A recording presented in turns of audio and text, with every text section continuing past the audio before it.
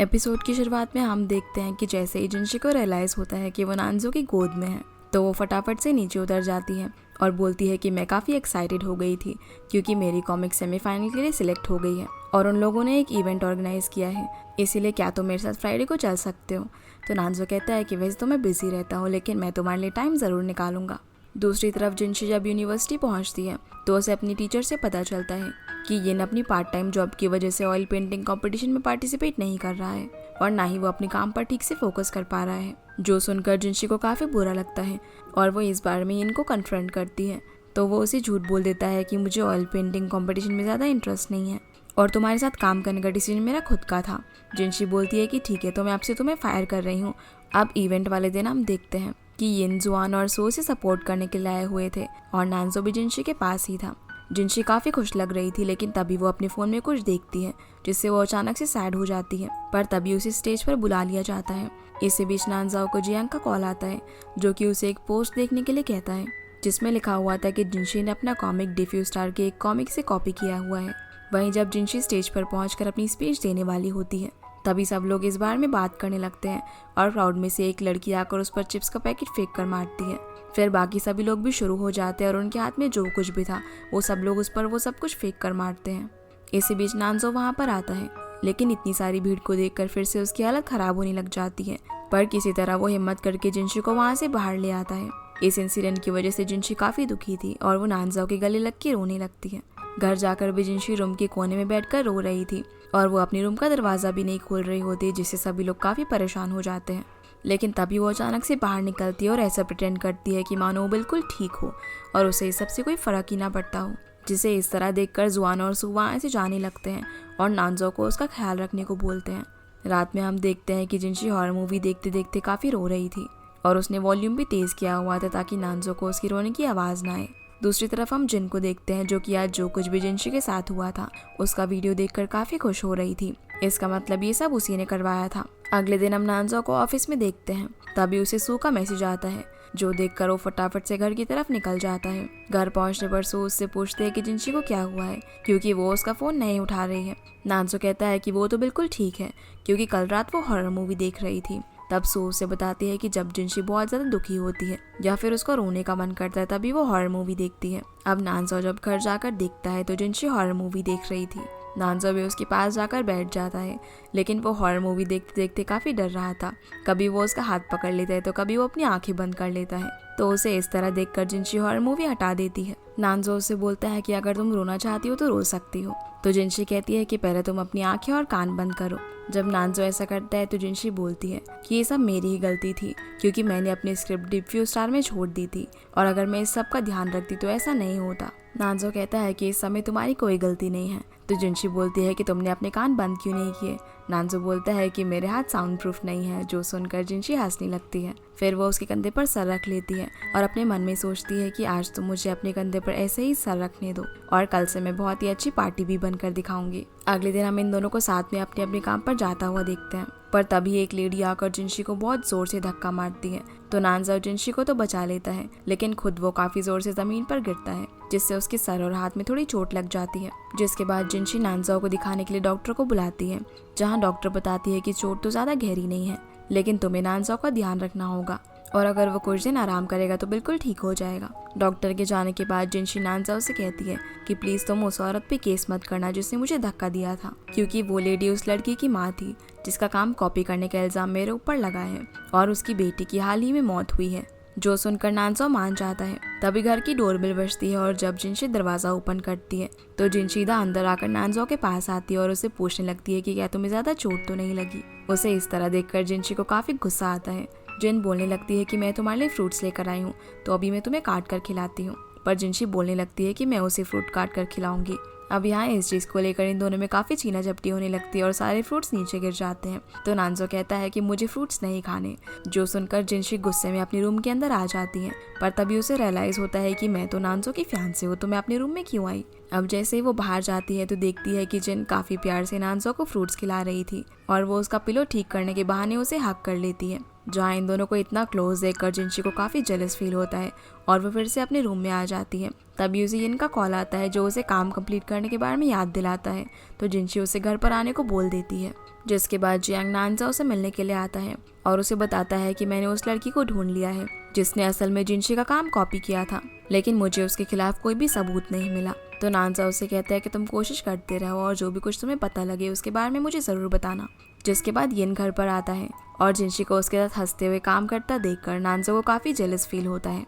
तो वो जिनशी का अटेंशन पाने के लिए बहुत कोशिश करता है, पर जिनशी उस पर बिल्कुल भी ध्यान नहीं देती और फिर वो इन दोनों पर नजर रखने के बहाने सोफे पर सोने का नाटक करने लगता है। तभी उसे जियांग का मैसेज आता है जो बताता है कि वो लड़की अपनी गलती नहीं मान रही है। तो नानजो बोलता है कि मेरी उसके साथ मीटिंग फिक्स करो और वो उस लड़की से मिलने जाने के लिए जिनशी और इनको खाना लाने के बहाने बाहर भेज देता है। फिर वो उस लड़की से मिलने जाता है जहाँ वो लड़की बताती है कि उसकी लाइफ में काफ़ी प्रॉब्लम्स थी और उसके ऊपर काम पूरा करने का भी काफ़ी प्रेशर था, इसीलिए उसने जिनशी की कॉमिक चुरा ली। तो नानजो उसे समझाता है कि अगर तुम परेशानी में हो तो इसका मतलब ये नहीं कि तुम अपनी वजह से दूसरे लोगों की मुसीबत बढ़ाओगे, और वो उसे अपनी गलती मानने के लिए भी कन्विंस कर लेता है। वहीं जब जिनशी घर पहुंचती है तो नानजो को वहाँ पर ना देखकर वो उसे कॉल करती है। नानजो उसे बताता है कि मैं बस पास में ही गया था और तुम्हारे लिए एक खुशखबरी है। वहीं यिन और जिनशी जब काम कर रहे थे तो जिनशी उसे जाने को बोलती है और कहती है कि बाकी का काम मैं खुद कर लूँगी। यिन यहाँ पर काफ़ी सीरियस हो जाता है और उससे बोलने लगता है कि जब से तुम मेरी लाइफ में आई हो मेरी लाइफ काफ़ी बदल गई है और तुम मेरे लिए बहुत ही स्पेशल हो। पर जिनशी उसकी बात पर बिल्कुल भी ध्यान नहीं दे रही होती, पर यिन उसका हाथ पकड़ लेता है और कहता है कि मैं हमेशा से तुमसे ये कहना चाहता था। अब इससे आगे वो कुछ बोल पाता इससे पहले वहाँ पर नानजाओ आ जाता है जो यिन को इस तरह से देखकर उसे झगड़ा करने लगता है कि तुम मेरी फियांसी को कैसे टच कर सकते हो। जो सुनकर यिन कहता है कि मुझे पता है कि तुम दोनों सिर्फ कपल होने का नाटक कर रहे हो। अब यहाँ इनकी बीच की बहस को बढ़ता हुआ देखकर जिनशी इनको घर से बाहर निकाल देती है और नानजाओ के पास आकर सॉरी कहती है। वो उससे कहती है कि आगे से यिन ऐसा कभी भी नहीं करेगा और ना ही वो हम दोनों की बीच की बात किसी को बताएगा। तो नानजाओ कहता है कि ठीक है, इस बार तो मैं तुम्हें माफ़ कर रहा हूँ। ये बोलकर वो अपने रूम में चला जाता है। अब रात में जिनशी उस लड़की का वीडियो देखती है जिसने उस काम को असल में कॉपी किया था। वो अपनी गलती मानकर जिनशी से माफ़ी भी मांग रही होती है और बताती है कि जिनशी के दोस्त ने मुझसे आकर ये कहा कि अपनी परेशानियां हमें खुद ही सॉल्व करनी चाहिए। जो सुनकर जिनशी को याद आता है कि जब उसने नानजाओ को कॉल किया था तब वो बोल रहा था कि उसके लिए एक गुड न्यूज़ है, यानी कि ये सब उसी ने ही उसके लिए करवाया है। अब वो नानजाओ के लिए कुछ फ्रूट्स काट कर लेकर जाती है और उससे पूछती है कि आज तुम मुझे एक गुड न्यूज़ बताने वाले थे, पर नानजाओ बहाना करता है कि मैं वो भूल गया।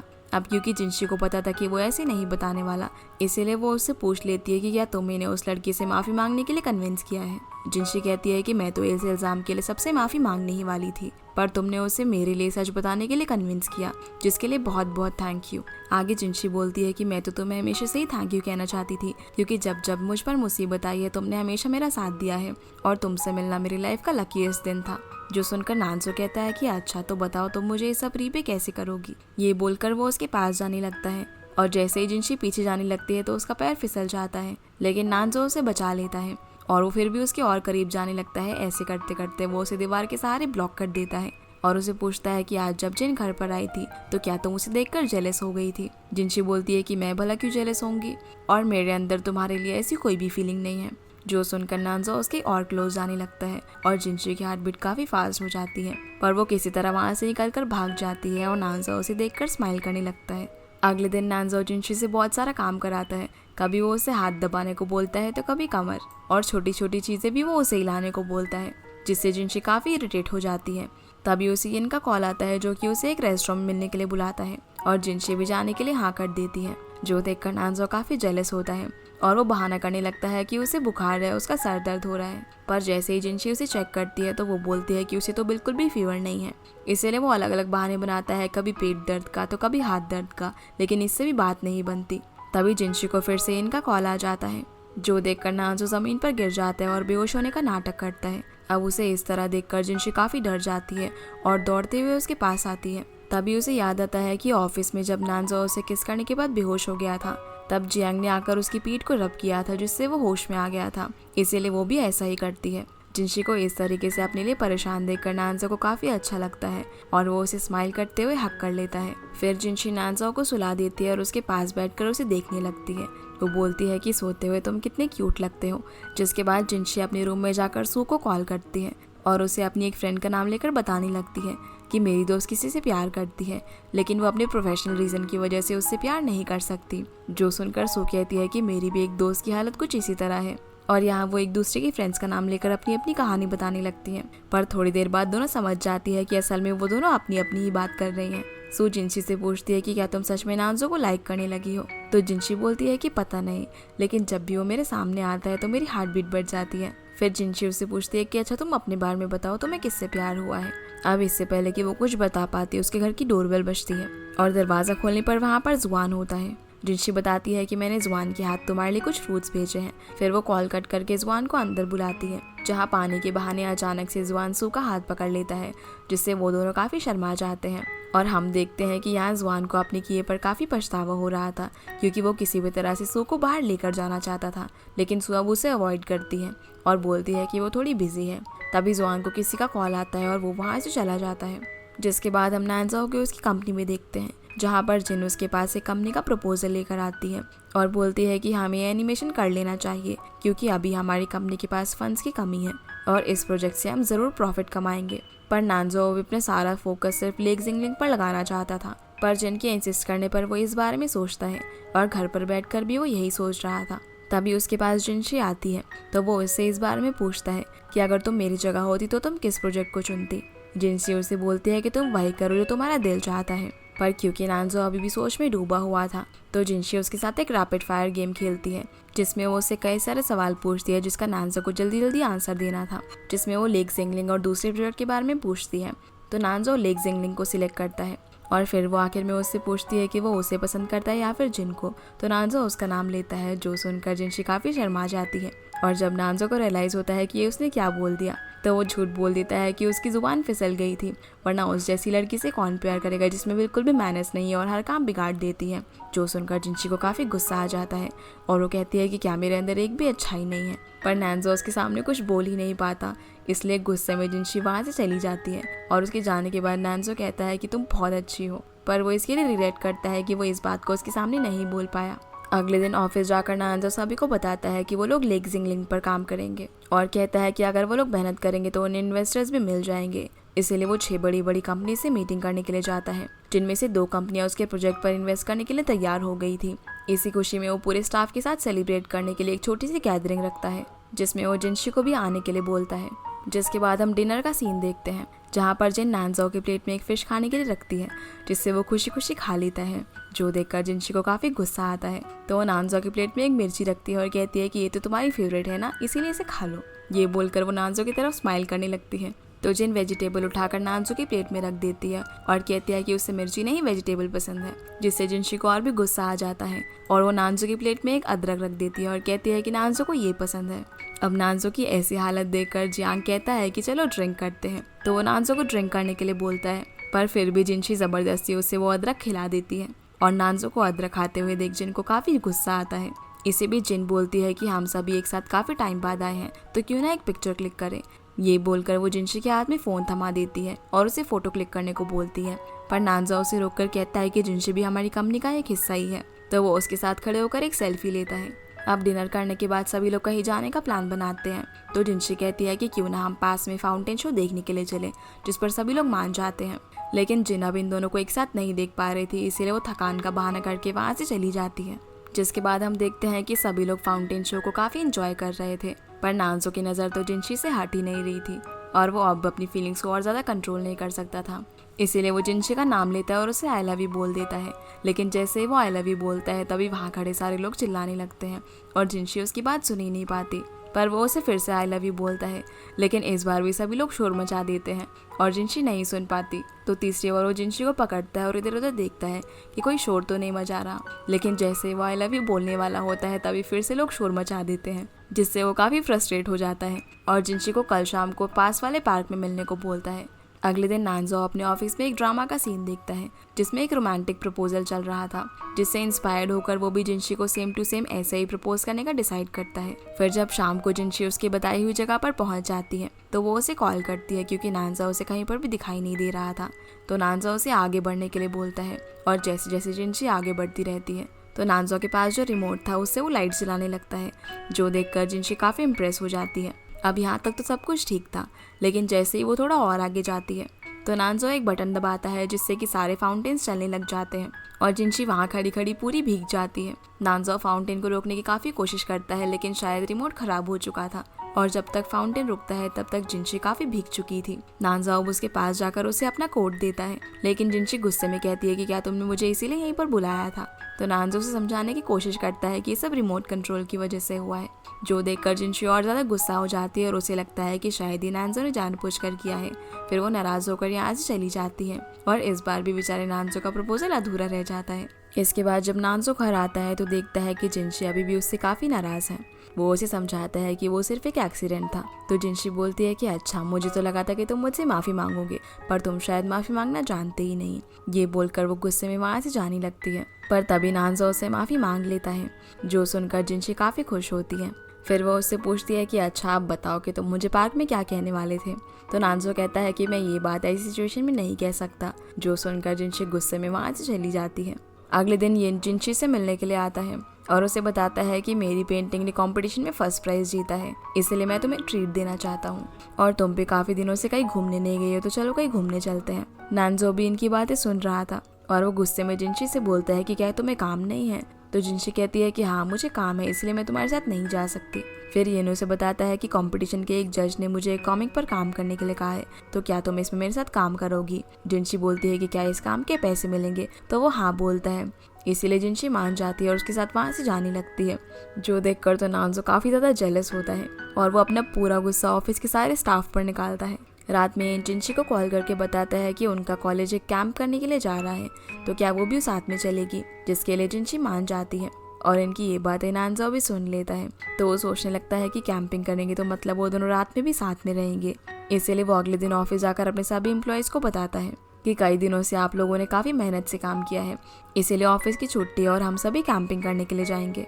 अगले दिन सभी लोग कैंपिंग वाली जगह पर पहुंच जाते हैं, जहाँ नानजाओ जिनशी और इन से मिलता है और उन्हें बात करता हुआ देखकर ऑफिस के सभी एम्प्लॉय समझ जाते हैं कि ये कैंपिंग का प्लान उनके लिए नहीं बल्कि उसकी वाइफ के लिए था।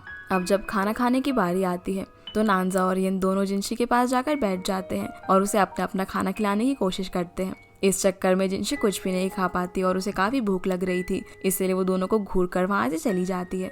रात में जब सभी लोग बैठे हुए थे तो ये नानजाओ को पीने के लिए उकसाता है, तो जैंग बोलता है कि नानजाओ ड्रिंक नहीं करता, पर क्योंकि नानजाओ उनके सामने हारना नहीं चाहता था इसलिए वो चैलेंज एक्सेप्ट कर लेता है और दोनों एक के बाद एक कुछ ज्यादा ही ड्रिंक कर लेते हैं, इतना कि दोनों चल भी नहीं पा रहे थे। इसीलिए यिन को जियांग उठाकर ले जाता है और नानजाओ को जिनशी उसके टेंट में ले जाती है, जहाँ जिनशी उसे बोलती है कि तुम्हें इतना पीने की क्या जरूरत थी, और उसके पास बैठ जाती है। तभी नानजाओ अचानक से उठता है और उसे आई लव यू बोलकर बेहोश हो जाता है, जो सुनकर जिनशी हैरान हो जाती है और बोलती है कि क्या तुम सच में मुझसे प्यार करते हो। वो उसे उठाने लगती है और बोलती है कि अगर तुम एक बार फिर से मुझसे कहोगे तो मैं सच में मान लूंगी कि तुम मुझसे प्यार करते हो। लेकिन नानजाओ नहीं उठता, तो जिनशी सोचती है कि उसने ड्रिंक किया हुआ है इसीलिए उसने ऐसा बोल दिया होगा। पर नानजाओ फिर से उठता है और बोलता है कि मैं सच में तुमसे प्यार करता हूँ। ये बोलकर वो उसे किस कर देता है, जो देखकर जिनशी एकदम शॉक हो जाती है और उसे पीछे हटा देती है और नानजाओ फिर से बेहोश हो जाता है। अब जिनशी उससे फिर से उठाने लगती है और बोलती है कि क्या तुम मुझे सच में प्यार करते हो। लेकिन नानजाओ अब सच में बेहोश हो चुका था, इसीलिए जिनशी भी वहाँ से चली जाती है। अगली सुबह सभी लोग वापस जाने के लिए अपना सामान पैक कर रहे थे, जहाँ नानजाओ जिनशी के पास जाकर उससे बात करने की कोशिश करता है, लेकिन वो तो उसे पूरी तरह से इग्नोर कर रही थी।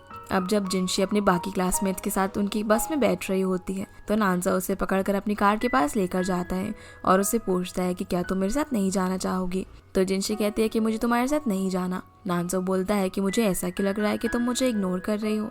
अब जिनशी उसे बताने वाली होती है कि कल रात उसने क्या किया, लेकिन वो रुक जाती है और बोलती है कि कल रात तुमने इतनी ज़्यादा पी ली थी कि मैं तुम्हें तुम्हारे टेंट तक छोड़ कर आई, जिसके लिए नानजाओ उसे थैंक यू बोलता है। अब ये सुनकर तो जिनशी और भी ज़्यादा गुस्सा हो जाती है और वहाँ से चली जाती है। कार में बैठकर अब नानजाओ इस बारे में सोच ही रहा था कि कल रात क्या हुआ था। तभी जांग उससे पूछता है कि कल रात आपके और जिनशी के बीच में क्या हुआ, पर नानजाओ मना करते हुए कहता है कि हमारे बीच कुछ भी नहीं हुआ। जैंग बताता है कि कल मैंने जिनशी को आपके टेंट से मुस्कुराते हुए बाहर जाते हुए देखा था, इसलिए मुझे लगा कि आपके बीच में कुछ हुआ होगा। तभी नानजाओ को याद आता है कि कल उसने जिनशी को आई लव यू बोल के किस कर दिया था। अब ये सब याद आने पर नानजाओ जियांग से अपने दोस्त का नाम लेकर कहता है कि मेरे एक दोस्त ने एक लड़की को किस कर दिया, लेकिन ये उसने गलती से किया क्योंकि उसने ड्रिंक की हुई थी। जो सुनकर जियांग समझ जाता है कि नानजाओ अपने बारे में बात कर रहा है। तो वो उससे कहता है कि ये तो आपकी दोस्त ने बहुत ही गलत किया, क्योंकि उसने बिना पूछे किसी लड़की को किस कर दिया और अब उसे सब कुछ ठीक करने के लिए इसकी रिस्पॉन्सिबिलिटी लेनी होगी, जिसका मतलब उसे उस लड़की से शादी करनी होगी और अपनी जेंटलमैन वाली इमेज उसके सामने बरकरार रखनी होगी। जिसके बाद हम जिनशी को सू के घर में देखते हैं, जहाँ वो उसे सारी बातें बता देती है और उससे पूछती है कि अब वो कैसे पता करेगी कि नानजो उसे सच में प्यार करता है या नहीं। तभी टीवी पर एक प्रोग्राम आ रहा होता है जिसमें लव गुरु कुछ लव टिप्स देती है और वो कहती है कि अगर लड़का पहला स्टेप नहीं लेता तो लड़की को पहला स्टेप लेना चाहिए और खुद ही लड़के को प्रपोज कर देना चाहिए।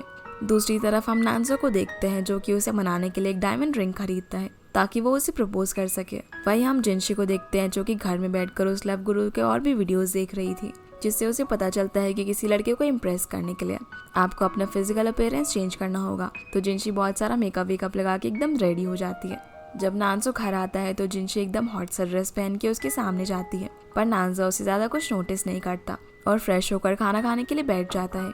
डिनर टेबल पर जिनशी नानजो को अट्रैक्ट करने के लिए उससे अलग अलग पोजेस बनाकर बातें करने लगती है।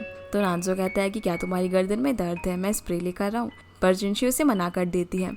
फिर वो उससे पूछती है कि क्या तुम वाइन पियोगे, और वाइन देने के बहाने वो उसके पास आती है। पर नानजो खुद को संभालता है और उसे जियांग की वो वाली बात याद आती है कि उससे अपनी जेंटलमैन वाली इमेज बना कर रखनी है, इसीलिए वो उसे बोल देता है कि वो वाइन खुद ही ले लेगा।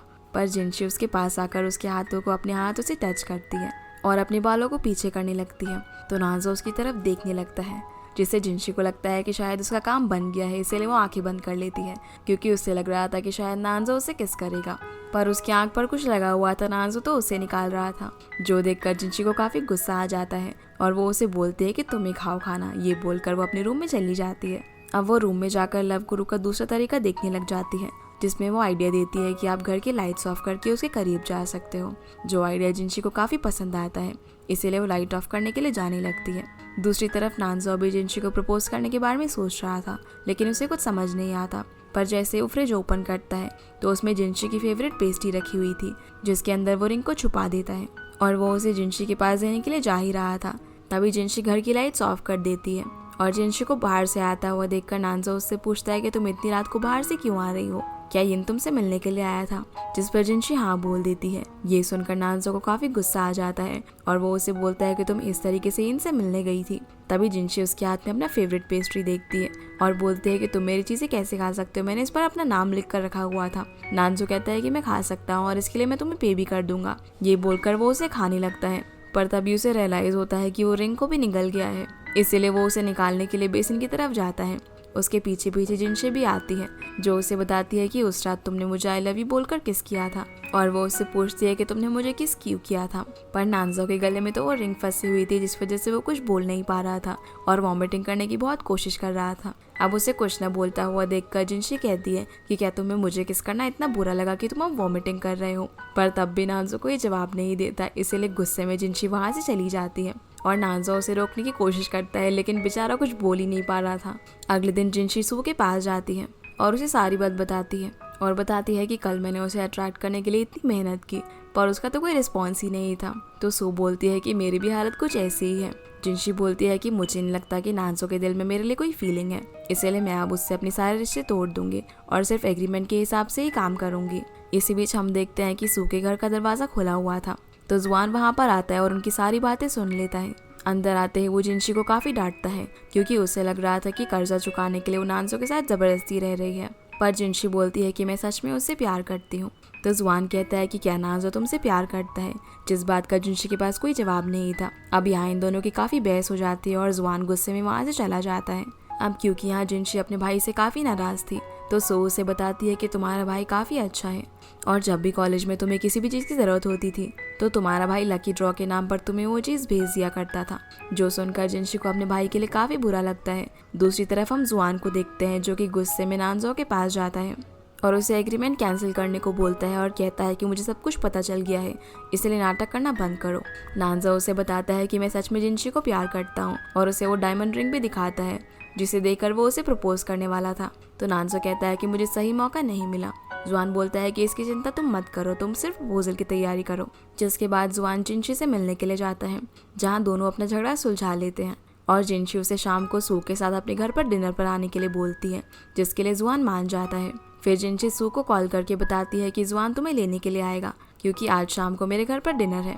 आगे हम देखते हैं कि जुआन सू को लेने के लिए जाता है, पर वो जिनशी के घर नहीं बल्कि उसे उस लेक के पास लेकर जाता है जहाँ वो बचपन में जाया करते थे, जहाँ वो उसे आई लव यू बोलता है और किस कर देता है और बताता है कि मैं तुमसे तब से प्यार करता हूँ जब मैंने तुम्हें पहली बार देखा था। मैं हमेशा तुम्हें इसीलिए तंग करता था ताकि मैं तुम्हारा अटेंशन पा सकूं। जो सुनकर सू काफी खुश हो जाती है। दूसरी तरफ हम घर पर जिनशी को देखते हैं, जो कि अपने भाई और सू को कॉल कर रही थी, लेकिन दोनों में से कोई भी कॉल नहीं उठा रहा था। तो नानजा उसे बताता है कि जुआन का मुझे फोन आया था और वो बिजी है इसीलिए नहीं आ पाएगा, तो चलो हम दोनों ही डिनर करते हैं। फिर वो उसे चेयर पर बैठाता है और अपने हाथों से खाना खिलाता है। अब वो दोनों पहले तो काफी ऑकवर्ड थे और यहाँ वहाँ की बातें करने लगते हैं, पर तभी नानजा बोल देता है कि मैं उस रात की रिस्पॉन्सिबिलिटी लेता हूँ, और उसके इतना बोलते ही ये एपिसोड यहीं पर खत्म हो जाता है। तो गाइज ये थी आज की वीडियो एंड आई होप आप लोगों को ये वीडियो पसंद आई होगी, तो इस वीडियो को लाइक कर चैनल को सब्सक्राइब जरूर कीजिएगा। आपसे फिर मिलते हैं अगले एपिसोड में, तब तक के लिए गुड बाय।